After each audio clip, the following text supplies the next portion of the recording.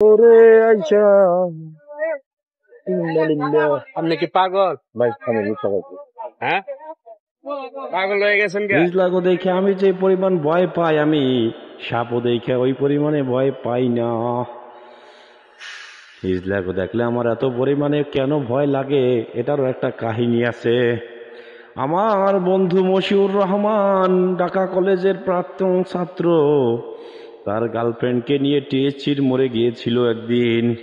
হঠাৎ করে 4-5 জন হিজড়ারা এসে আমার বন্ধুকে দিল অ্যাটাক।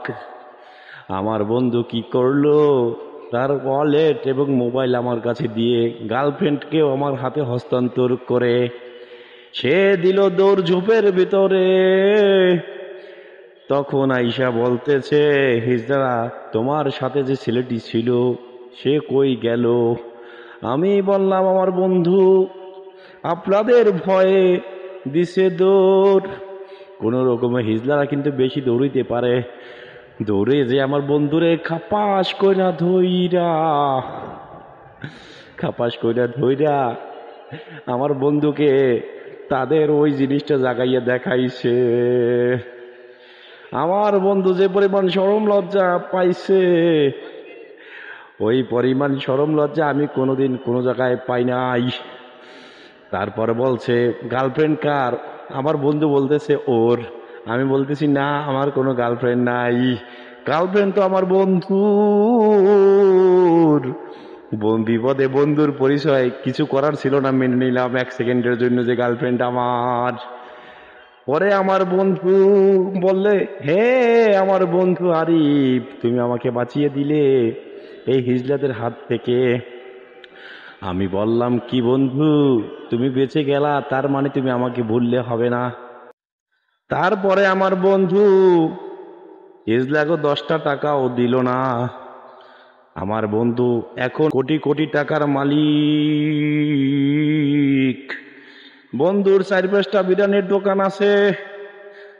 বন্ধু এখন আমাকে ছেড়ে চলে গেছে মাছে। আমার বউটি পাইতেছে শরম, তার নাকি লাগতেছে একটু গরম, কারণ হেলমেট পরলে লাগে একটু গরম। কিন্তু হেলমেট পরে তার কেন লাগবে শরম, এটা তো আমার বুঝে আসে না। এই জায়গায় নিয়ে যাই, সে বলে এই জায়গা ভালো না, সুন্দর না। সে আমারে বলে খালি কামরাঙ্গীর স্যারের শেখ জামাল আর ঠোডা তুমি চেনো, আর কোন জায়গা তুমি চেনো না। আমি আজকে জিদ কইরা মনের ভিতর রাগ কন্ট্রোল কইরা আমি তাকে আজকে নিয়ে আসলাম সংসদ ভবনে দেখাইতে, ঘুরতে। সে বলে এটাও নাকি সুন্দর না।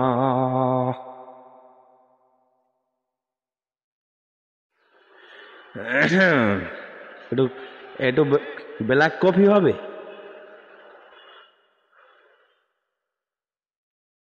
মুরব্বি একটু একটু ব্ল্যাক কফি হবে?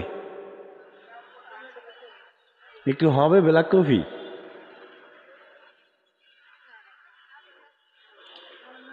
আরে বাবুরে, আমি ওয়াশ করতে করতে আমার গলা বয়ে গেছে, আমি খামো এটা কইছি।